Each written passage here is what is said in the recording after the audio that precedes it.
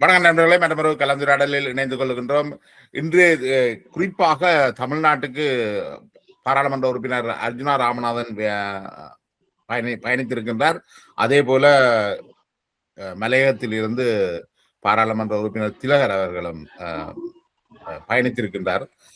இந்த விடயங்கள் தொடர்பாக அவர்கள் அங்கு என்ன பேசியிருக்கின்றார்கள், அதை எவ்வாறான தாக்கத்தை அங்கு வாழ்கின்ற தமிழர்கள் மத்தியிலே ஏற்படுத்தி இருக்குது, குறிப்பாக இலங்கையில் இருந்து புலம்பெயர்ந்த தமிழர் மத்தியில் ஏற்படுத்தி இருக்கு என்பது தொடர்பாக உரையாடுவதற்காக நாங்கள் நடராஜா சரவணன் அவர்களுடன் இணைந்து கொள்கின்றோம்.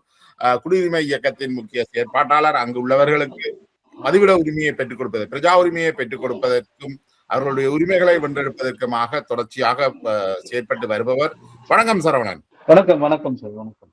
வணக்கம் நண்பர்கள். நாங்கள் இப்ப அறிந்தது போல பாராளுமன்ற உறுப்பினர் ராமநாதன் அர்ஜுனாவும் வந்திருக்கிறார், பாராளுமன்ற உறுப்பினர் திலகரும் வந்திருக்கிறார்கள். இவர்களுடைய வருகையின் பின்னணி என்ன? இவர்கள் வருவதற்கு முதலே முதலமைச்சர் ஜோசப் விஜய் அவர்களோடு ஒரு சந்திப்பை ஏற்படுத்துவதற்கான ஏற்பாடுகளோடு வந்திருக்கின்றார்களா? என்ன நடக்குது அங்க? முன்னாடியே அவங்கள சந்திக்கணும்னு ஏற்பாடோட வந்திருக்கிற மாதிரி தெரியல. ஆனா திலகர் அவர்கள் தொடர்ந்து உரையாடல்ல தான் இருக்கிறாங்க, பேசுறாங்க, என்ன பிரச்சனை, என்ன நடந்துட்டு இருக்கு அப்படின்னு சொல்லி. அந்த வகையில ஒரு முன்னேற்பாட்டோட வந்த மாதிரி தெரியல. ஆனா திலகர் தோழர் அவர்கள் சந்திக்கிறதுக்கு இருப்பதா சொல்லியிருந்தாங்க. இவரு அர்ஜுனா அவரு பேசும்போதும் அவர் நேரா ஊடகத்துக்கு பேட்டி கொடுக்குறாரு. முதல்வரை சந்திக்கிறதுக்கான வாய்ப்பை ஏற்படுத்துவதற்காக ஒரு சந்திப்பை நடத்தின மாதிரி தான் தோணுது. அவர்கள் அந்த ஏற்பாடு இல்லாமல் எழுந்தமானமாக வந்திருக்கின்றார்கள். ஆனா திலகரை சந்திக்க முடியல. அப்படியா? ராமநாதன் அர்ஜுனா சந்திக்கிறதுக்கான வாய்ப்புகள் இருக்கா? வாய்ப்புகள் இருக்கான்னு தெரியல. பாலிடிக்ஸ் தானே, இலங்கை பாராளுமன்ற உறுப்பினர் அப்படின்ற ஒரு அடிப்படையில சந்திக்கிறதுக்கு வாய்ப்பு கேட்டா ஒருவேளை சந்திக்கிறதுக்கு வாய்ப்பு கொடுக்கலாம். ஆனா என்ன பிரச்சனைனா, இன்னும் இங்க தமிழ்நாடு கவர்மெண்ட் இன்னும் ஒரு ஸ்டேபிளான இடத்துக்கு வர்ற நேரத்துல வெளிநாட்டு கொஞ்சம் அவசரப்பட்டுட்டாங்களோ எல்லாம் பேசுறது அவ்வளவு சரியா இருக்காதுன்னு ஆர்வ கோளாறுல வந்துட்டாங்க போல உடனே. இப்படி சொல்ல முடியாது, பார்க்கும்போது அப்படிதான் தெரியுது. ஆனா அது ஒரு கோட்டசி தானே. எல்லாரும் ஒரு வாழ்த்து சொல்றது, தன்னை கொஞ்சம் முன்னிலைப்படுத்திக்கிறது, அல்லது ஒரு கோட்டசியை வெளிப்படுத்துறதுன்றது அடிப்படைதான். அது ஒன்றும் நம்ம தவறு சொல்ல முடியாது. ஆனா அதுக்கப்புறம் நம்ம என்ன பேசுறோம், அதுக்காக நம்ம என்ன செய்யறோம் அப்படின்றது கவனிக்கப்பட வேண்டியது. இப்ப இவர்கள் வந்ததுக்கு இப்ப ஊடகங்களை சந்திச்சிருக்கிறார்கள் நினைக்கிறேன். ஊடகங்கள்னு சொல்லிக்கல, இப்ப சமூக வலைத்தளங்களை நடத்தக்கூடிய இன்ஃபுளுசர்ஸ் ஒரு ஆள் 2 பேரை சந்திச்சிருக்கணும் நினைக்கிறேன். அந்த ஊடகங்கள்ல சொல்லக்கூடிய செய்தி உங்க வாழ்கின்ற தமிழர்களுடைய அரசியல் நிலைப்பாட்டை வெளிப்படுத்துவதாக இருக்குதா, அல்லது அதை எப்படி பாக்குறீங்க நீங்க? என்ன சொல்றாங்க? அவர் முன்னாள் பாராளுமன்ற உறுப்பினர் திலகர் தோழர் அவர்கள் பேசும்போது அவருக்கு மலையகம் பின்புலமா இருக்கிறதுனால இங்க இருக்கிற மக்களோட அடிப்படை விஷயம் தெரியும். அது மட்டும் இல்ல, இலங்கையில அந்த 2009 கொண்டு வந்த அந்த இந்தியாவில இருக்கிற நாடற்ற தமிழர்களுக்கான அந்த தீர்மானத்தினுக்கு பின்னாடி இவர் செயல்பட்டு இருக்கிறாரு. ஏன்னா இந்தியாவில இருந்து போன ஒருத்தர் இந்தியாவிலையும் குடியுரிமை இல்லை, மறுபடியும் இலங்கையில அப்ளை பண்ணும்போது இலங்கையிலையும் குடியுரிமை இல்லை அப்படின்ற விஷயம் இவர் மூலமா தான் தொடர்ந்து அது அடுத்தடுத்த கட்டத்துக்கு நகர்ந்து பாராளுமன்ற டிஸ்கஷன் வரைக்கும் போகுது. அதுக்கப்புறம் தான் அவரு அந்த நேரத்துல எம்பியா இருந்த இவரு சந்திரசேகரன் அவரோட தலைமையில அந்த குழு இந்தியாவுக்கு ஒரு ஸ்டேட்லெஸ்ஸா இருக்கிறவங்கள எவ்வளவு பேர் இருக்காங்கன்னு ஐடென்டிஃபை பண்ணி ஸ்ரீலங்கால ஒரு சட்டம், ஒரு பார்லிமெண்ட்ல ஒரு சிட்டிசன்ஷிப் அமெண்ட்மெண்ட் எடுத்துட்டு வராங்க. சோ அந்த வகையில இந்த பேக்ரவுண்ட், இந்த ஸ்டேட்லெஸ் பீப்புள், அதை பத்தியான கிளீன் பிக்சர் அவர் திலகர் தோழர் அவருக்கு தெரியும். இப்ப அவரு அர்ஜுனா அவருக்கு பெருசா எதுவும் தெரியற மாதிரி தெரியல. இன்னும் இந்த பேட்டியை விட இதுக்கு முன்னாடி ஒரு பேட்டியில ராமேஸ்வரத்துல இருக்கிற எங்களோட சொந்தங்களை கூட போய் பார்க்கல, ஒருவேளை சோறு போடலன்றாரு. அவர் நினைச்சிட்டு இருக்காரு ராமேஸ்வரத்துல மட்டும்தான் இங்க இருக்கிறாங்க, ஏதோ ஒரு இடத்துல ஒரு மொத்தமா ஒரு கேம்ப்ல போட்டு அடைச்சிருக்காங்கன்னு சொல்ற அளவுக்கு தான் அவரோட நாலேஜ் இருக்கு இந்தியாவில இருக்கிற அகதிகளை பத்தி. இல்ல, அவரோட பேட்டி பாத்தீங்கன்னா அவரோட நோக்கம் இங்க இருக்கிற தமிழர்களை பத்தி பேசுறதா இல்ல. அந்த ஒரு பேச்சு வாக்குல சீமான் அவர்களை குறிச்சு பேசும்போது அந்த நேரத்துல வர்ற ஒரு உரையாடல்ல ஒரு ஒரு சின்ன ஒரு வார்த்தையை தான் சொல்லிட்டு போறாரு ஒழிஞ்சு, மத்தபடி இங்க இருக்கிற அகதிகளை பத்தி பேசணும்னு ஒரு நோக்கத்துல வந்த மாதிரி தெரியல. ஆனா திலகர்த்தரோட பேச்சுல தொடர்ந்து அவரோட உரையாடல் மற்ற மற்ற விஷயங்கள் பேசினாலும் அவர் சொல்ல வந்ததை சொல்லணும், அதை கவனிக்கப்பட வைக்கணும் அப்படின்ற அவரோட கோரிக்கைய அரசுக்கு கவனத்துக்கு கொண்டு போகணுன்றதுல ஒரு தெளிவா பேசின மாதிரிதான் தெரியுது. திலகர் தோழருக்கு ஒரு நோக்கம் இருக்கு. அர்ஜுனா அவர்களுக்கு பெருசா ஒரு இங்க இருக்கிற மக்களை பத்தியான எந்த அடிப்படை அறிவோ அல்லது அது அதற்கான ஒரு நோக்கமோ இருக்கிற மாதிரி தெரியல. முன்னாள் பாராளுமன்ற உறுப்பினர் திலகர் மலையக பின்னணியை கொண்டதால மலையக மக்களுடைய போராட்டங்கள்லையும் அவருக்கு பாரிய ஈடுபாடு இருந்திருக்கிறார். அப்ப அவருக்கு அதை சொல்றதுல பெரிய பிரச்சனை இருந்தது. மற்றது ஒரு அனுபவம் வாய்ந்த முன்னாள் பாராளுமன்ற உறுப்பினராகவும் இருக்கிறார் அவர். ஆனால் இப்ப அர்ஜுனா ராமநாதன் அவர் இந்த பிரச்சனையிலையும் ஆழமாகவோ தெளிவாகவோ பேசுற தன்மையை நாங்க பார்க்கல. ஈழ போராட்டத்தில் அவர் என்ன கேட்கிறாருன்னு அவருக்கு தெரியுமான்றதும் தெரியாது. என்னுடைய கேள்வி என்ன, இது அதே போலத்தான் நீங்க சொல்ற மாதிரி அவர் எவ்விதமான ஆய்வும் இல்லாமல் தான் வந்திருக்கிறார். ராமேஸ்வரத்துல உறவுகளை பார்க்க வந்திருக்கிறார். சாப்பாடு இல்லைன்ற நிலைமையில தான் அவர் இன்னும் நினைச்சு கொண்டிருக்கிறார். ஆனா இங்க வீடு கட்டி கொடுத்தாச்சுன்றது கூட தெரியுமா தெரியாது. அவர் ஒரு சொல்ற தான் இங்க இருக்கிறாங்களா கூட்டிக் கொண்டு போறது சம்பந்தமா தான் வந்திருக்கிறேன். அதை என்னன்னு பாக்குறீங்க? இல்ல அது அவர் அப்படி அந்த நோக்கமா இருந்தா அவரோட பேட்டியில தொடர்ந்து அகதிகளை பத்தி வேற வேற கேள்விகள் இருந்திருக்கணும். அல்லது அங்க இவரே வாலண்டியரா அகதிகளை பத்தி இங்க இருக்கிற மக்களை பத்தி மக்கள் ஏன் இலங்கைக்கு வரணும் அப்படின்றத பத்தி டீடைலா பேசியிருக்கணும். பட் அவர்கிட்ட எந்த தயாரிப்பும் இல்லை. இந்த மக்களை பத்தியான அடிப்படை புரிதல் கூட இல்லை. அப்படி ஒரு புரிதல் இருந்திருந்தா அவர் இவங்களை எல்லாத்தையும் கொண்டு போய் இலங்கையில வடகிழக்குல குடியமர்த்துறதுக்காக கூட்டு போய் குடியமர்த்துறதுக்காக தான் நான் வந்திருக்கிறேன் அப்படின்ற மாதிரி பேச வேண்டிய தேவையில்லை. ஏன்னா அவரே சொல்றாரு, வடகிழக்கு பகுதியில தமிழர்கள் நிலத்தை இலங்கை அரசு தன்னோட கட்டுப்பாட்டுல வச்சிருக்கு, ராணுவம் எல்லாம் இருக்கிறாங்க அப்படின்னு சொல்றாரு. அப்ப அவரு அப்படி பேசுறவரு இந்த மக்களை கொண்டு போய் இலங்கை வடகிழக்குல குடியமர்த்து மூலமா அவர் என்ன சொல்ல வர்றாரு, அந்த அரசு ஆக்கிரமிச்சிருக்க இடத்துல இந்த மக்களை கொண்டு போய் குடியமர்த்தி அங்க இருக்கிற இடங்களை தமிழர் வசப்படுத்துறதுக்கு இந்த அகதிகளை தனியா வைக்கணும்னு சொல்றாரு. அப்படிதான் அதை புரிஞ்சுக்க வேண்டியது. அவர் இப்ப இவ்வாறு விளக்கம் இல்லாமல் வந்ததும், என்னத்துக்காக வந்தனன்னு தெரியாம வந்ததும், விளக்கம் இல்லாமல் உரையாடுவதும் இந்தியாவில் இருக்கக்கூடிய தமிழர்களை எவ்வாறு பாதிக்குது? அது ஏதாவது பாதிப்பு இருக்காதால?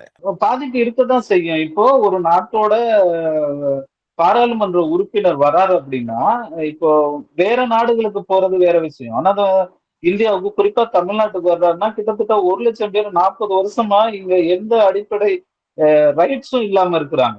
அதை பத்தியான அவருக்கு ஒரு கன்சர்ன் இருக்கணும். அதை பத்தி அவருக்கான ஒரு பேசுறதுக்கான தார்மீகம் இருக்கு இல்லையா? அந்த தார்மீகத்தை ஜஸ்ட் லைக் தட் அப்படின்னு கடந்து போக முடியாது இல்லையா? அவர் இங்க இருந்து சீமானை பத்தி பேசுறதும், விஜயோட அரசியல் பத்தி பேசுறதும், திராவிட கழகங்களோட ஆட்சியை பத்தி பேசுற அவ்வளோ நாலேஜ் உள்ள ஒருத்தர், அவரோட மக்கள் இங்க 40 வருஷமா அகதிகளா இருக்கிறாங்க அப்படின்றத குறிச்சு எந்த ஒரு டேட்டாவும் இல்லாம, அதை பத்தியான எதுவுமே இல்லாம, அதை பத்தியான ஒரு கவனப்படுத்தலுக்கான வார்த்தைகள் அவர்கிட்ட இருந்து வரணும் இல்லையா? இப்ப இந்தியன் குறிப்பா தமிழ்நாட்டு பொலிட்டீசியன்ஸ் அவர்கிட்ட என்ன எதிர்பார்ப்பாங்க? இங்க இருக்கிற மக்களை பத்தி பேசுவாரு, இங்க இருக்கிற மக்களுக்கு தீர்வுகளை பத்தி பேசுவாங்க, முதலமைச்சரை சந்திச்சு அதுக்கான கோரிக்கைகள் வைப்பாங்க, அப்படித்தானே பார்ப்பாங்க. அப்படியான எத்தனைக்கும் அவர்கிட்ட இல்லையே. அப்படின்னா ஒரு ஒரு ஒரு பாராளுமன்ற உறுப்பினர் இந்த நாட்டுக்கு வரும்போது அவர்கிட்ட குறைஞ்சபட்சம் இங்க இருக்கிற மக்கள் அவர்கிட்ட பேசணும்னு சரி நினைக்கிறதுக்கான ஸ்பேஸே இல்லாத மாதிரி தானே அவர் பேசுறாரு. நான் எல்லாத்தையும் கூட்டு போயிட்டு இலங்கையில குடியமர்த்திடுவேன்றது என்ன விதமான நிலைப்பாடு? இங்க இருக்கிற 1,00,000 பேர்ல கிட்டத்தட்ட 92,000 பேர்ல கிட்டத்தட்ட ஒரு 60-70,000 பேர் இந்தியன் ஆரிஜின் பேக்ரவுண்ட்ல இருக்கிறாங்க. அவங்க எல்லாம் இந்தியால இருக்கணும்னு விரும்புறாங்க. அப்படியே 19 இவங்களெல்லாம் கூட்டு போயிட்டு வடகிழக்குல குடியமர்த்துவேன்னு சொல்றது என்ன விதமான புரிதல்? அப்போ என்ன ஒரு தோற்றம் ஏற்படும்னா, இந்த தமிழ்நாட்டுல இருக்கிற பொலிட்டீசியன்ஸுக்கு அந்த நாட்டு மக்கள் இங்க 1,00,000 பேர் இருக்காங்க, அவங்களுக்காக இந்தியாவுல இருக்க குரல் கொடுக்கணும்னு நினைக்கிறாங்க, இந்தியாவுல இருக்கிறவங்க அவங்களுக்கு குடியுரிமை கொடுக்கணும்னு வேண்டுகோள் வைக்கிறாங்க. ஆனா அங்கிருந்து வந்த ஒரு பிரதமர் அந்த மக்களை பத்தி எந்த கவனமும் இல்லாம அக்கறையும் இல்லாம பேசிட்டு போறான்னு தானே நினைப்பாங்க. அப்ப அரசியல்ல என்ன தோற்றத்தை உருவாக்கணும்னு நினைக்கிறாங்க அவங்க? இப்ப நான் நினைக்கிறேன் அவர் அவர் சில வேளை தன்னுடைய சமூக வலைத்தளங்களை பிரபலியப்படுத்துறதுக்காகவும் ஸ்டண்டுகளை செய்யக்கூடிய ஒருவராகத்தான் அண்மை காலமாக செயல்பட்டு அவருடைய அரசியல் என்றது அவ்வாறுதான் இலங்கையிலையும் பார்க்கப்படுது. அவர் அரசியலுக்கு வந்த நோக்கம் மோசடியாளர்களை அம்பலப்படுத்துவதாக இருந்தாலும், ஆனா அதுல எந்த ஒரு நில பாத்திரத்தையும் அவர் வைக்க தவறிட்டார். எந்த ஒரு நடவடிக்கையாக அவர் எதையும் செய்ய தவறிட்டார். அது பெரும்பாலும் ஒரு உரையாடல் சமூக வலைத்தளங்கள்ல பதிவுகளை இட்டு கொள்றவராகத்தான், ஒரு இன்ஃபுளுசராகத்தான் இருக்கிறார். அவர் ஒரு பாராளுமன்ற உறுப்பினராக கூட இல்லை என்ற எண்ணப்பாடுகள் இலங்கையிலையும் இருக்கு. தமிழகத்தினுடைய இந்த புதிய அரசு பதவியேற்றுக் கொண்டிருக்கிற இந்த காலகட்டத்தில் பன்னி அரசு நான் நினைக்கிறேன் லோக்சபாவில வந்து உரையாற்றி இருக்கிறார் நினைக்கிறேன், கேட்டிருப்பீங்களா? சட்டமன்றத்துல நம்பிக்கை வாக்கெடுப்பின் போது பேசியிருக்கிறார். அவருடைய உரையை பற்றின உங்களுடைய அபிப்பிராயம் என்ன? அவர் அதுல என்ன சொல்றாரு? அதுல ஒரு உரிமை வழங்க வேண்டும் என்ற கோரிக்கையும் வச்சிருக்கிறார். என்னன்னா, அவரு இலங்கை தனியில பிரச்சனையில கவனம் எடுக்கணும்னு சொல்லி பேசியிருக்கிறாரு. அப்புறம் போர் குற்றத்தை பத்தி அதுல கவனம் எடுக்கணும்னு பேசியிருக்காரு. அடுத்து குடியுரிமை பத்தி பேசியிருக்கிறாரு. இதுல என்ன பிரச்சனை அப்படின்னா, பொதுவாகவே இந்த ஈழத்தமிழர்கள் பிரச்சனையில இங்க பேசுறதுல ஒரு சரியான ஒரு பார்வையை முன்வைக்கணும் அப்படின்னு நினைக்கிறேன். தனி இனம் என்றதும் போர்க்குற்றம் என்றது அது இலங்கை சம்பந்தப்பட்ட பிரச்சனை. இங்க இருக்க அகதிகள் குடியுரிமை கேட்கிறாங்க அப்படின்றது அது இந்தியா சம்பந்தப்பட்ட பிரச்சனை. நீங்க ரெண்டையும் ஒன்னா சேர்த்து பேசும்போதுதான் அந்த மக்களுக்கான புவிசார் அமைப்புகள், அவர்களுடைய சார்ந்த அமைப்புன்னு சொல்லக்கூடிய விடுதலை புலிகள் அமைப்பு மீதான இந்தியாவோட பார்வை, இது எல்லாம் சேர்ந்து ஒரு இடத்துக்கு வருது. அப்படி வரும்போதுதான் இந்த மக்களை பத்திய பெர்ஸ்பெக்டிவே மாறுது. அதை முதல்ல தெளிவுபடுத்திக்கணும் அப்படின்னு தான் நான் நினைக்கிறேன். என்னன்னா, இலங்கை தனி இளம் கோரிக்கைன்றது ஒண்ணு, இலங்கையில நடந்த போர்க்குற்றம் விசாரணைன்றது அது தனி செக்மெண்ட். இங்க இருக்கிற அகதிகளோட வாழ்வியல் பிரச்சனை, இங்க இருக்கிற அகதிகளோட குடியுரிமை பிரச்சனைன்றது வேற. நீங்க எல்லாத்தையுமே எல்லா நேரமும் ஒன்னா சேர்த்து பேசுறது மூலமா நீங்க அந்த மக்களை திரும்பவும் குற்றவாளி கொண்டுல ஏற்றுறது அல்லது விக்டிமைஸ் பண்றதா தான் தொடர்ந்து அவதானிக்க வேண்டியது இருக்கு. குடியுரிமை கொடுக்கறோன்ற கோரிக்கை தனி கோரிக்கை, அதான் நீங்க அதை மத்திய அரசுக்கான கோரிக்கையை வலிமையா வைக்கலாம். இலங்கையில தனி இளம்ன்றதும் போர்க்குற்ற விசாரணைன்றது அது தனி. ரெண்டையுமே ஒன்னா சேர்த்து பேசுறதுல சரியான புரிதல் இருக்கிற மாதிரி எனக்கு தெரியல. நீங்க சொல்ல பாருங்க என்னன்னா, உள்ளூர் பிரச்சனையையும் ஒரு சர்வதேச பிரச்சனையையும் ஒரே இடத்துல வச்சு பேசுற உங்களை நான் என்னென்று விளையங்கள் இருந்தாரு. ரெண்டு முரண்பாடு இருக்கு. ஒன்று உள்ளூர் பிரச்சனை, இந்தியா தமிழகத்துல வாழக்கூடிய ஈழத்தில் இருந்து வந்த அல்லது இலங்கையிலிருந்து வந்த தமிழர்களுடைய பிரச்சனை ஒன்று. அது ரெண்டும் ஒன்று உள்ளகம், அடுத்தது வெளியுறவு கொள்கை தொடர்பான. அதிர்ஷ்டவசமாகவோ துரதிருஷ்டவசமாகவோ இந்த ரெண்டு பிரச்சனைகளையும் சம்பந்தப்பட்டவர்கள் தமிழர்களாக இருக்கிறார்கள். இப்ப அதால அங்க உள்ள பிரச்சனையையும் அவர் இதோட கதைக்கிறதன் மூலம் இந்த தமிழர்களுடைய தமிழகத்திலே அவர்கள் குடியுரிமை பெற வேண்டும் என்ற அந்த கோரிக்கையை வலுவிழக்க செய்கிறார்கள் என்று சொல்றீங்களா? அப்படிதான் பார்க்க வேண்டியதா இருக்கு. நீங்க தனி ஈழத்துக்கான போராட்டம், அந்த போராட்டத்துக்கான இந்திய அரசோட நிலைப்பாடு, அங்க நடந்தது போர்க்குற்றமா அப்படின்றத, அங்க இலங்கை அரசு நடத்தியது போர்க்குற்றமா இல்லையான்றத இந்திய அரசு எப்படி பார்க்கும், அதனோட பூகோள அரசியல், சார்க் நாடுகளோட அமைப்புகளோட உடன்படிக்கைகள், இது எல்லாத்தையுமே தொடர்பு படுத்திதான் பார்க்கணும். அது வேற பிரச்சனை. அந்த போரினால பாதிக்கப்பட்டு இங்க தமிழ்நாட்டுல 40 வருஷமா இருக்கிற மக்களோட கோரிக்கைன்றது இந்திய குடியுரிமை. இத இந்திய அரசு தனிப்பட்ட முறையில தன்னோட தேச நலனோட சேர்த்து தனிப்பட்ட முறையில எடுக்க வேண்டிய பிரச்சனை. ஒரு தனிநாடு கோரிக்கைக்கான ஆதரவையும் ஒரு மக்களோட அடிப்படை உரிமைக்கான கோரிக்கையும் ரெண்டையும் ஒன்னா சேர்க்கிறது எப்படி சரியா இருக்குதோ இல்லையோ, ஆனா அது அவர்களுக்கு ஒரு என்ன சொல்ல நேர் எதிர் விளைவை ஏற்படுத்த போகுது. பயப்படுறீங்க?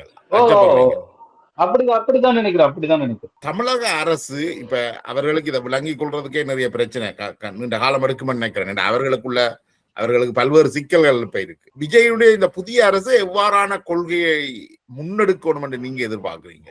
என்னன்னா, கடந்த காலங்கள்ல இலங்கை தமிழர் பிரச்சனை குறித்த நிறைய சட்டமன்ற தீர்மானம் இருக்குது. இரட்டை குடியுரிமை குறித்து தீர்மானம் நிறைவேற்றிருக்கிறாங்க. அப்புறம் இந்திய குடியுரிமை கொடுக்கறது பத்தி தீர்மானம் எடுத்திருக்காங்க. இப்ப கடைசியா இருந்த டிஎம்கே கவர்மெண்ட் பாஸ்போர்ட் ஆக்ட் கீழே அந்த பனிஷ்மெண்ட் இதுல இருந்து எக்ஸம்ஷன் கொடுத்திருக்காங்க, அதை சரியா தெளிவுபடுத்தணும் அப்படின்றது உட்பட பல்வேறு கோரிக்கைகள் தமிழ்நாடு அரசு சார்பா மத்திய அரசுக்கு போயிருக்கு. அந்த ஸ்டாண்டோட இன்னும் அதோட மோர் கிளாரிட்டியோட தமிழ்நாடு அரசு இப்ப புதுசா பதவி இருக்கிற தமிழ்நாடு அரசு வந்து மத்திய அரசு கிட்ட ஒரு நேரடியான ஒரு வெளிப்படையான கோரிக்கை வைக்கணும் அப்படின்னு தான் நினைக்கிறேன். அதை சட்டமன்றத்துல தீர்மானமும் நிறைவேற்றலாம். ஏற்கனவே நிறைவேற்றி இருக்கிற தீர்மானத்துக்கு ஆதரவாகவும் இந்த செயல்பாடை முன்னெடுக்கலாம்.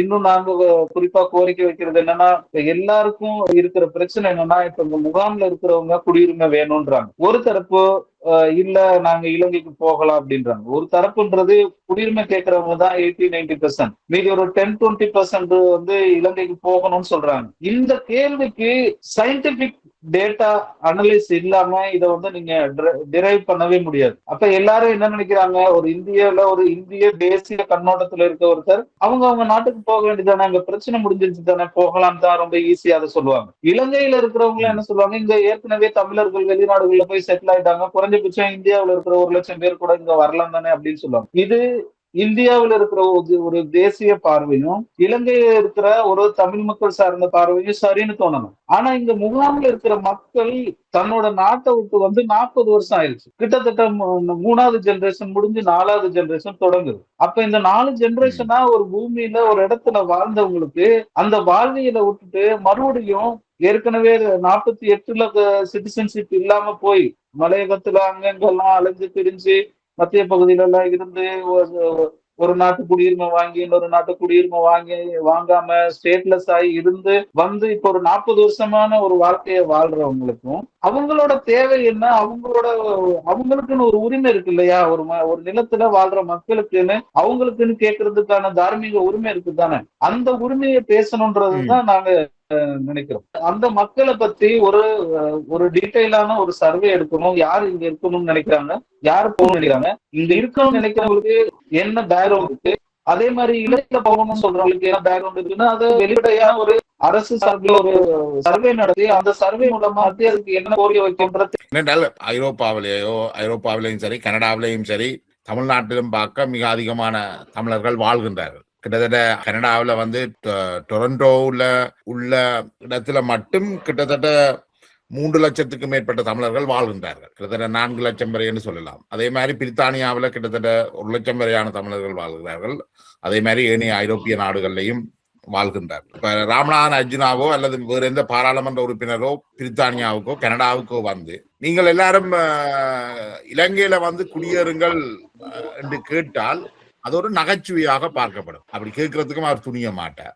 ஏன் இவர்கள் தமிழகத்துக்கு வந்து மட்டும் அப்படி கேட்கிறார்கள் என்று நீங்க நினைக்கிறீங்க? வெளிநாடுகளுக்கு வந்து அந்த கேள்வியை கேட்க மாட்டேன். பிரச்சனைனா வெளிநாடுகளுக்கு போனவங்க எல்லாமே ஒரு அசைலம் வாங்கிட்டாங்க, பிஆர்ல இருக்கிறாங்க அல்லது அந்த நாட்டோட சிட்டிசனோட இருக்கிறாங்க. சோ அவங்களோட ஜெனரேஷன் தொடர்ந்து அங்க படிச்சுட்டு இருக்கிறாங்க, அவங்களோட அந்த வாழ்வியலுக்கு செட்டில் ஆயிட்டாங்க. அது தனிப்பட்ட ஒருத்தரோட உரிமையா பார்க்கப்படுது. ஆனா போனீங்கன்னா இத்தனை வருஷத்துல இன்னும் எல்லா நலத்திட்டங்களும் கிடைக்குத ஒழிஞ்சு ரைட்ஸ் அப்படின்ற இடத்துல இல்ல. அப்ப அவங்களுக்கான ஒரு அவங்களோட அரசியலுக்கு பயன்படுத்தக்கூடிய அளவுக்கான மெட்டீரியலா இந்த மக்களை பாக்குறாங்க. அதனாலதான் அவங்களால அந்த மக்களோட பேச முடியல. இப்ப நான் ஒரு உதாரணத்துக்கு சொல்றேன். இலங்கையில இருந்து அர்ஜுன் அவர்களுக்கு தமிழ்நாடு வர்றாரு. அவர் வரும்போது இங்க இருக்கிற மக்களோட ஒரு சந்திப்பு நடத்துறது அவருக்கு என்ன தயக்கம் இருக்கு? இங்க தமிழ்நாட்டுல ஒரு வெளிப்படையா அங்கிருந்து அவர் ஒரு பார்லிமெண்ட் உறுப்பினர் மெம்பர் அப்படின்ற அடிப்படையில இந்த டிபார்ட்மெண்ட்டுக்கு ஒரு கடிதம் அனுப்பலாம். நான் இந்த மாதிரி இந்தியாவுக்கு வர்றேன், என்னோட மக்கள் என்ன மனநிலையில இருக்கிறாங்கன்னு தெரிஞ்சுக்க விரும்புறேன், அவங்களோட ஒரு சந்திப்புக்கு ஏற்பாடு பண்ண முடியுமான்னா அந்த டிபார்ட்மெண்ட் ஏற்பாடு பண்ணுறாங்க. யார் யார குறித்து பேசணும் அவங்களோட நேரா உட்காந்து டிபார்ட்மெண்ட் ஆட்களும் உட்காந்து அந்த பாராளுமன்ற உறுப்பினர் உட்காந்து பேச போறாங்க. அந்த மக்களோட தேவைகள் என்னன்னு சொல்ல போறாங்க. அதுக்கு எந்த அமைச்சர் அல்லது எந்த பாராளுமன்ற உறுப்பினர்களும் அதுக்கு தயாராகவே இல்லை. அப்படி தயாரா இல்லாம அந்த மக்களை வந்து நான் என்னோட அரசியலுக்கு பயன்படுத்துவேன், என்னோட பொலிட்டிக்கல் அஜெண்டாவுக்கு அதை நான் எடுத்துட்டு வருவேன் அப்படின்றது எந்த விதத்துல நியாயம்? நீங்கள் வைக்கிறது பெரிய குற்றச்சாட்டு. நீங்க சொல்றீங்க இலங்கையில இருந்து வரக்கூடிய அர்ஜுனா போன்றவர்கள் வந்து தமிழகத்துல இருக்கிற மக்களை ஒரு அரசியல் பகடைக்காய்களாக மாத்துகிறார்களே ஒழிய அவர்களுடைய பிரச்சனையை தீர்க்கிற கரிசனை இவர்கள்ட்ட கொஞ்சம் கூட இல்லைன்னு சொல்றீங்க. நிஜம், அப்படிதான் சொல்றேன். நான் நேரடியா வெளிப்படையா சொல்றேன். இங்க நீங்க ஒரு அயலக தினத்துக்கு வர்றவங்களா இருந்தாலும் சரி, அல்லது வேறு விதமான சந்திப்புகளுக்கு வர்றவங்களா இருந்தாலும் சரி, இலங்கையில அரசியல் பிரமுகர்கள் தமிழ்நாட்டுக்கு வர்றாங்க. வெளிப்படையா தமிழ்நாட்டு அரசோட ஒரு டிஸ்கஷன் நடத்துறதுல என்ன பிரச்சனை? அதுக்குன்னு இருக்கிற டிபார்ட்மெண்ட் இங்க முகாம்கள் இருக்கிறவங்களோட நேரடி தொடர்புல தான் இருக்கிறாங்க. அவங்கள எல்லாத்தையும் கூப்பிட்டு வச்சு ஒரு சந்திப்பு நடத்துறதுல என்ன கூட அர்ஜுனா அவர்கள் பேர்ல ரொம்ப சொல்றாரு, நான் இந்த மக்களை சந்திக்கதான் வந்தேன், ஆனா வருகிறது கிடைக்குமா தெரியல அப்படின்னு. எப்படி அவங்களால அப்படி சொல்ல முடியுது? ஏன்னா மக்களை சந்திக்கணும்ன்ற நோக்கம் இருந்துச்சுன்னா அதுக்கான செயல்பாடுகளை முன்னெடுப்பாங்க. அதுக்கான வழிமுறைகளை கண்டடைவாங்க.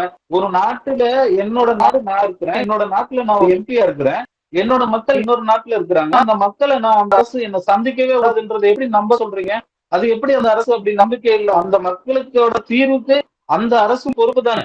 அந்த அரசு அந்த தீர்வுக்கான வழிமுறை இருக்குதானே ஆராய்ஞ்சுக்கிட்டு தானே இருக்கு. அப்ப அந்த மக்களோட சந்திப்பு நடத்துறதுக்கு அந்த அரசு சப்போர்ட் பண்ண தானே செய்யும். எப்படி நீங்க வந்து அதை பர்மிஷன் கிடைக்குமா கிடைக்கலையான்னு தெரியல. ஒரு மெம்பர் ஆஃப் பார்லிமெண்டா இருந்துகிட்டு எப்படி உங்களோட கருத்து அவங்களோட இயலம் இல்லையா? நீங்க மக்களால் தேர்ந்தெடுக்கப்பட்ட ஒரு அரசோட ஒரு பார்லிமெண்ட் உறுப்பினர், உங்களோட கோரிக்கையை ஒரு ஸ்டேட் கவர்மெண்ட் அதனோட புரோட்டோகால் சொல்லி தடுவோம். எந்த லாஜிக்குமே இல்லையா? இல்ல மேலே நீங்க சொல்றது வந்து மிக முக்கியமான விஷயம். இப்ப அர்ஜுனா ராமநாதன் வந்துக்கிறார். இதற்கு முதல் பாராளுமன்ற உறுப்பினர் ஸ்ரீதரன் வந்து போயிருக்கிறார், செல்வம் அடைக்கலநாதன் வந்து சென்றிருக்கிறார், கஜேந்திரகுமார் பொன்னம்பலம் வந்து சென்றிருக்கின்றார், இவ்வாறு சுமந்திரன் வந்து சென்றிருக்கின்றார். பெரும்பாலான வடக்கை சேர்ந்த பாராளுமன்ற உறுப்பினர்கள், தமிழரசு கட்சி, தமிழ் காங்கிரஸை சேர்ந்த பாராளுமன்ற உறுப்பினர்கள் தமிழகத்துக்கு வந்து சென்றிருக்கிறார்கள்.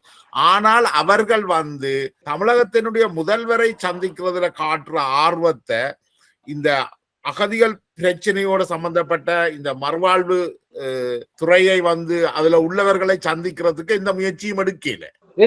ஏன்னா அப்படி எடுக்கிறாங்கன்னா, ஒருவேளை அந்த மாதிரியான ஒரு முயற்சி அவங்க செய்யறாங்க அப்படின்னா, இங்க இருக்கிற மக்கள் இங்க குடியுரிமை தான் விரும்புறாங்கன்ற விஷயம் வெளியே வரும்.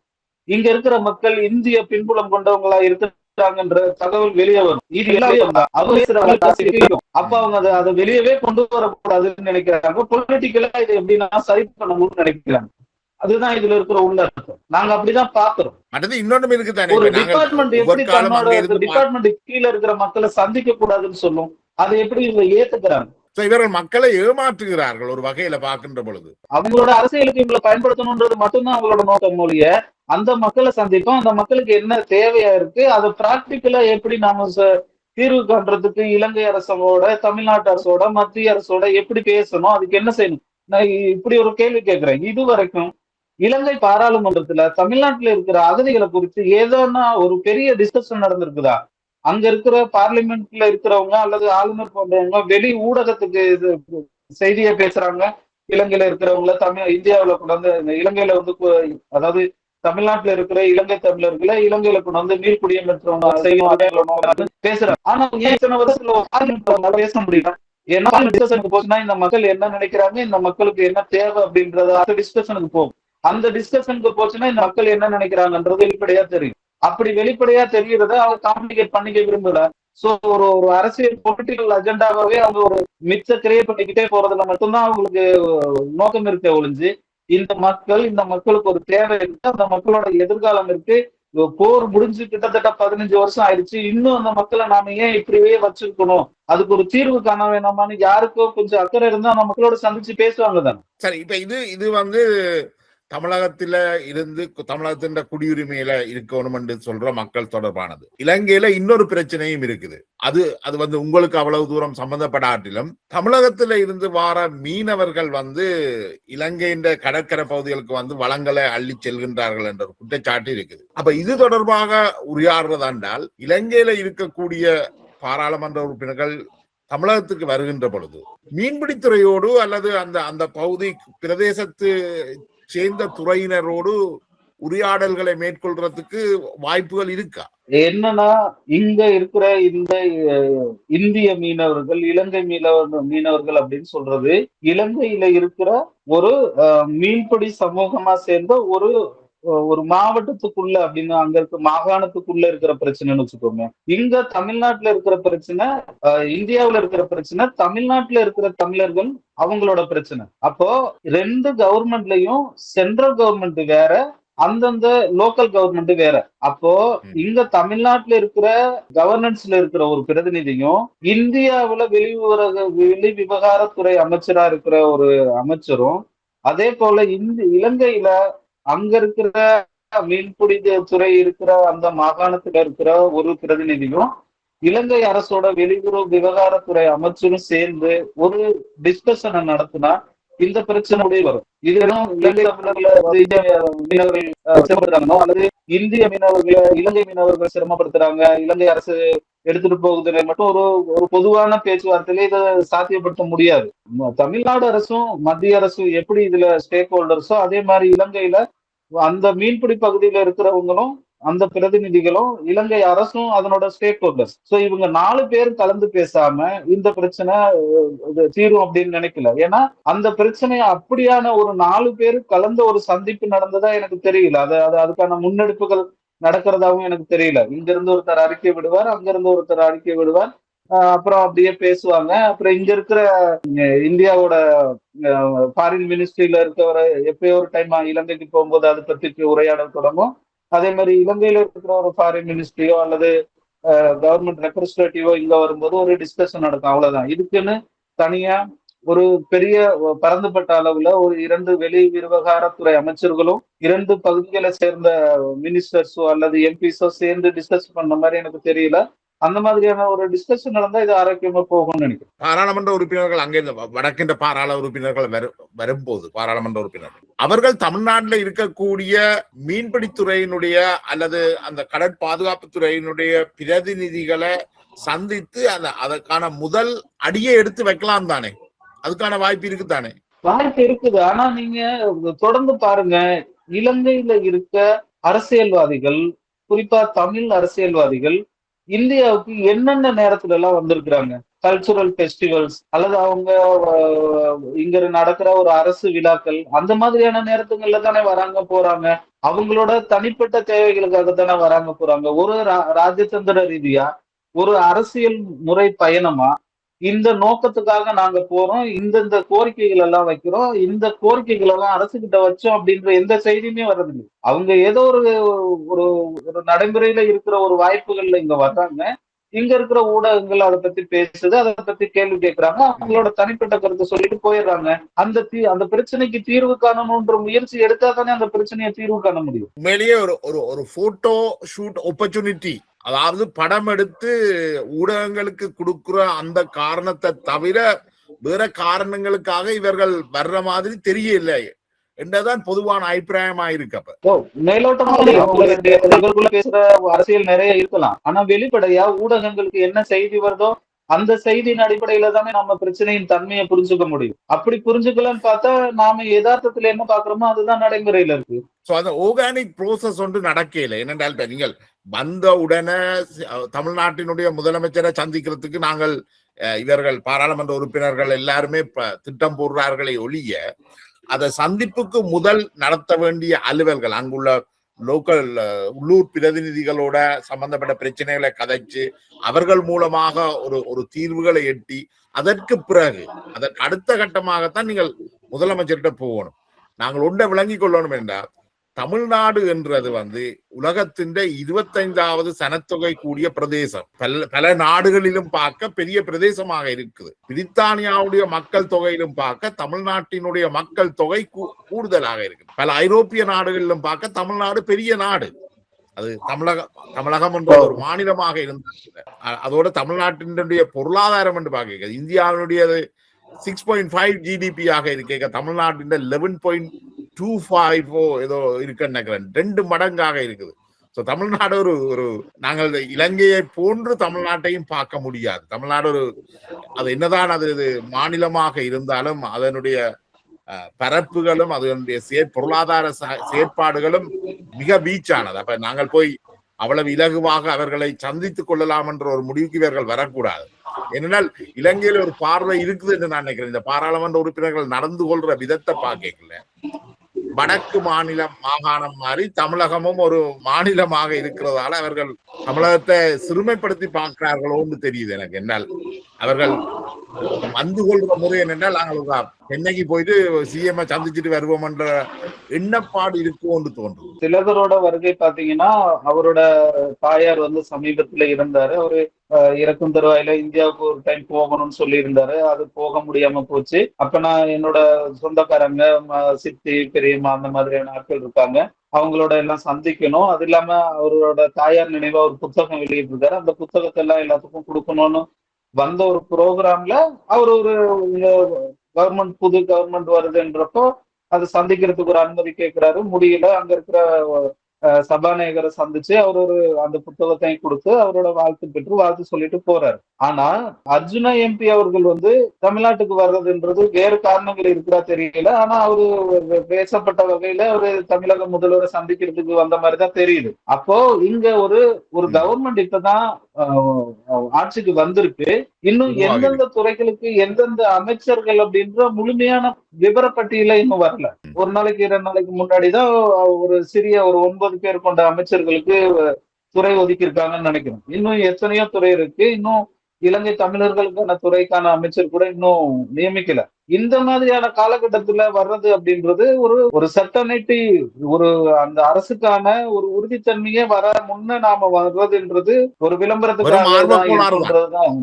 ஆமா ஆமா. இப்ப நான் நினைக்கிறேன் நாங்கள் ஒரு நீண்ட உரையாடலை நடத்தி இருக்கிறோம். இப்ப உங்களுடைய குடியுரிமை இயக்கம் இந்த விடயங்கள் தொடர்பாக நீங்கள் முன்னாள் முதலமைச்சர் ஸ்டாலின் அவர்களை சந்திச்சு உங்களுடைய விஷயங்களை எடுத்து போயிருந்தீங்க. அதற்கான திட்டங்கள் நீங்கள் வச்சிருக்கிறீங்களா? இப்ப உடனடியாக இல்லாட்டிலும் இன்னும் என்னன்னா தமிழ்நாடு கவர்மெண்ட் வந்து எல்லா துறைக்கும் அமைச்சர்கள் போட்டதுக்கு அப்புறம் நம்மளோட இலங்கை தமிழர்களுக்கு சார்பான மறுவாழ்வுத்துறைக்கும் பொறுப்பான அமைச்சர் போடுவாங்க. அந்த அமைச்சரை சந்திக்கிறதுக்கும் அந்த அமைச்சர்கிட்ட கோரிக்கை வைக்கிறதுக்கும் முதல்வரை சந்திச்சு வாழ்த்து சொல்லிட்டு அவங்களுக்கும் கோரிக்கை வைக்கிறதுக்கும் தயாரா தான் இருக்கிறோம். அது கூடிய விரைவில் நடக்கும்னு நினைக்கிறோம். நிச்சயமா அப்படி ஒரு சந்திப்பு நடக்கின்ற பட்சத்தில் அதற்கு நீங்க செல்வதற்கு முன்பாக எங்களோடும் வந்து அந்த கருத்துக்களை பகிர்ந்து கொள்ள வேண்டும் என்று கேட்டுக்கொள்கிறேன். நீண்ட உரையாடலை தந்திருக்கிறீர்கள். மற்றது உண்மையிலேயே ஒரு தெளிவுபடுத்தலையும் நீங்கள் செய்திருக்கிறீர்கள் நினைக்கிறேன். குறிப்பாக இலங்கையில இருக்கிற வடக்கு கிழக்கு பாராளுமன்ற உறுப்பினர்கள் இந்த காணொலியை நிச்சயமாக பார்க்க வேண்டும் என்று நினைக்கிறேன். என்றால் எவ்வாறு இந்த பிரச்சனைகளை கையாளலாம் என்ற தொடர்பாக அவர்களுக்கு ஒரு புரிதல் இருக்கையில் என்றதை இதுவரைக்கும் உள்ள செயற்பாடுகள் வெளிப்படுத்தி இருக்கு. அப்ப இந்த காணொலி ஊடாக சில விஷயங்கள் அவர்களுக்கு தெளிவுபடுத்தப்பட்டிருக்கும் என்று நான் நினைக்கின்றேன். நன்றி நடராஜா சரவணன். நன்றியா, நன்றி.